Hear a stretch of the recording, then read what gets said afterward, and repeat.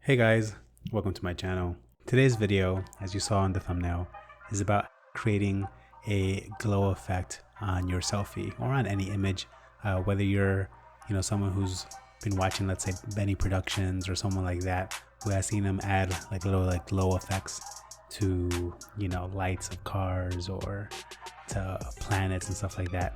How exactly does he do it?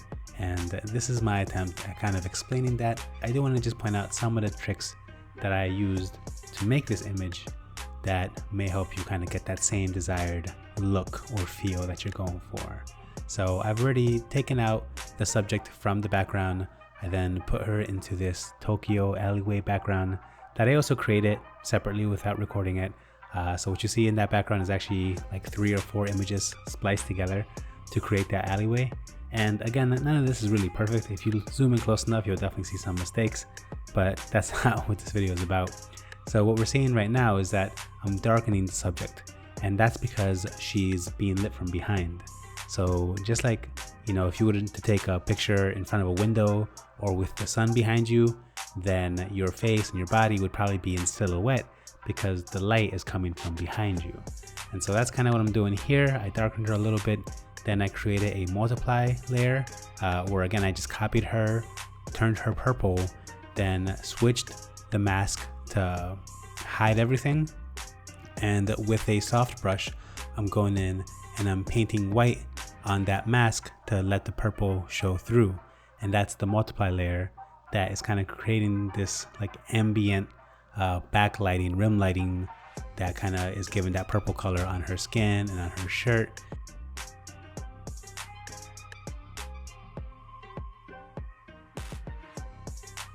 And now I'm starting to add some bloom effects in the background behind her, and I'm doing it in such a way that I'm taking into account kind of the atmosphere.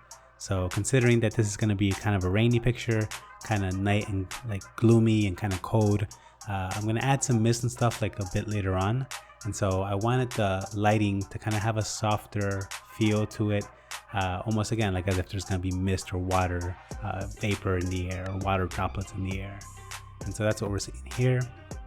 And really with this glow effect, and again, it may not be exactly what you have seen other people do in speed paintings, and you can experiment and try your own different methods, but the way I decided to do it is to kind of just go a little heavy on it, right? Just go in with a soft brush, and then just paint in large kind of splotches of soft light and then refine it. So as you can see right now, I go back in and I kind of blacken out the areas that I think shouldn't have gotten the light, or I create sharper lines or sharper edges using that same technique. I add it heavy in the beginning and I come back in and I erase the finer details. And so once I kind of started having some of the glow in the picture, I was also playing around with what else I wanted glowing. And so as you saw, I made her umbrella handle glow a little bit. And then I also wanted her eyes to glow just to kind of give it a bit more of a futuristic vibe, kind of like she's an android or a cyborg. And there isn't really that many cyberpunk elements going on in this image, but all the lighting and also the billboards and the whole Tokyo alleyway kind of lends itself to that kind of aesthetic. And so that's kind of what I ended up leaning towards. Now I probably should have planned this out a little bit better. As you'll see in the future, I tried to add some other glowing features on her face, and honestly I don't think I did that too well. I really wasn't thinking it through. By this point I just wanted to end the painting or the artwork, because I knew that that's not what this video was about. This video wasn't a tutorial on how to turn someone into a cyberpunk android. It was more about just getting that bloom, kind of that soft lighting, rim lighting effect that you're seeing me do right now. And again, it's the same thing. I just create another layer. In this one, I actually copied the subject. I raised up the lighting and the brightness and the contrast and everything. And then I turned it into a screen layer. And again, I created a mask, inverted the mask so that it was black. And I painted in white to let some of that screen layer show through, to create that white, kind of bluish white backlighting that you see on her right side. So I did a multiply layer on her left and a screen layer on her right. And again, the multiply is to kind of bring out darker colors and the screen is to brighten and make lighter if you do it right. And so that's kind of what I did to create that kind of rim lighting that you see around her. She's being lit from behind, so the front is a bit darker, and I'll go in and eventually kind of lighten up the face a little bit too. I don't think you actually see that. I think I stopped recording by the time I did that, but you'll see in the final product that I do kind of brighten up her face a little bit, just to have something to connect to with the audience, because they'll be looking directly at her eyes. And so I wanted to kind of like brighten that up a little bit, because, you know, sometimes even though in reality maybe the darkness would actually be there, if she's being lit from behind that strongly, then maybe she would be in this much shadow. But sometimes you gotta give and take here and there on the realism and just do what serves the picture best. And so you'll see at the end that I do brighten up her face a little bit.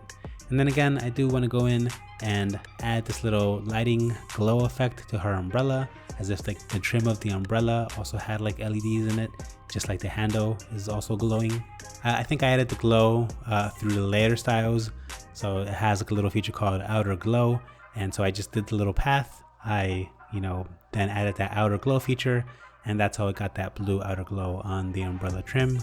And then I just searched up some overlays on Google for rain and for mist and for like just water droplets, and that's what you see me adding here. So again, I think I also turned this into a screen layer to kind of brighten it up. Okay, now it's a linear dodge, so it also kind of like brightens up a little bit. It also kind of masks some of the imperfections of the painting, of the drawing, but it also kind of just adds that little bit of ambiance and atmosphere. And then finally, just like Penny, I do go in and add a color raw filter, camera raw filter I should say, and just play with the colors. And then that's pretty much it. From here we have the final product, the final image. And again, I did some tweaking after I stopped recording, so this tutorial wasn't so much about how to achieve the perfect like finished look, but I will do more tutorials in the future to kind of give you a better idea of, again, how to cut out a subject from the background and put them in a different background. Maybe how to take different images and composite them into one image to create a background like I did with this Tokyo City alleyway, or whatever you guys want to see me do. Let me know in the comments down below, and we can do tutorials there, or I could do a more in-depth tutorial where it's not so much of a speed art as much as it is kind of like a slower, like in real time, like as I'm doing it, I'll be talking and you'll be able to see exactly where in Photoshop I go to achieve certain effects. So let me know in the comments down below what you guys want to see next, and let me know if you like this image. If you want to download this image and set it up as a wallpaper, maybe I'll add some links to that below as well. Let me know in the comments, and if so, I'll send you guys a link. Alright guys, that's it for me. This is Fab Square Designs. Take care. Bye bye.